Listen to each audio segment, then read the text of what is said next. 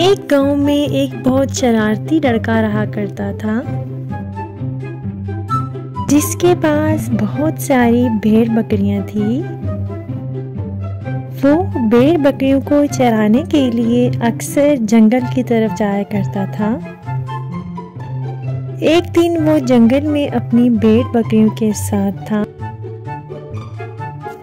तो उसको एक शरारत सूझी। उसने सोचा क्यों ना गांव वालों को थोड़ा परेशान किया जाए। वो अपनी जगह से उठ के खड़ा हुआ और जोर जोर से चिल्लाना शुरू कर दिया, भेड़िया भेड़िया। उसने शोर मचा दिया कि भेड़िया आ गया है, मुझे बचाओ। उसने ये सब गांव वालों को अपनी तरफ मुतवज्जो करने के लिए किया।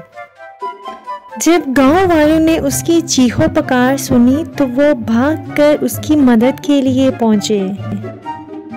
जब लोग भागकर उस लड़के के पास पहुंचे तो वहां पर कोई भेड़िया नहीं था, बल्कि वो लड़का गांव वालों पे हंस रहा था, जिस पे गांव वाले बहुत सख्त नाराज हुए और उसे गुस्सा करके वहां से वापस अपने गांव चले गए। शरारती लड़के ने एक बार फिर से ऐसा ही किया। कुछ दिनों के बाद उसने पहाड़ पे खड़ा होकर चीखना शुरू कर दिया, मुझे बचाओ, भेड़िया आ गया है। गांव वाले इस बार फिर उसकी मदद को भागे, मगर जब वो उसके पास पहुंचे तो उन्होंने देखा कि वो फिर से उनसे मजाक कर रहा था। गांव वाले उससे बहुत नाराज हुए और उसे बोला कि उसे झूठ नहीं बोलना चाहिए। किसी दिन सच में भी भेड़िया आ गया तो लोग उस पर यकीन नहीं करेंगे। इसी तरह एक दिन फिर वो शरारती लड़का जंगल में अपनी बकरियां लेकर गया।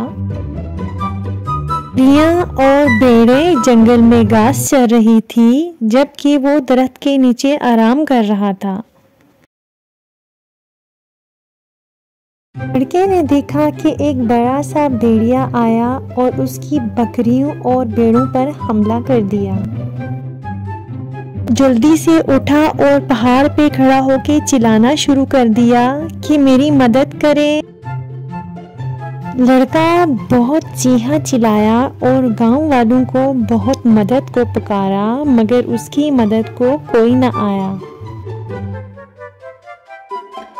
गांव वालों को लगा था कि लड़का इस बार भी उनसे मजाक कर रहा है,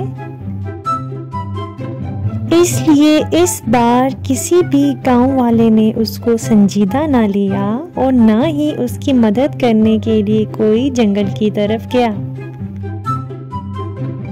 काफी देर गुजरने के बाद जब लड़का वापस घर न आया तो गांव वाले उसे ढूंढते ढूंढते जंगल में पहुंच गए। गांव वालों ने देखा कि वो शरारती लड़का एक दरख्त के नीचे बैठ के बहुत रो रहा था और लोगों से पूछ रहा था कि वो उसकी मदद को क्यों ना आए।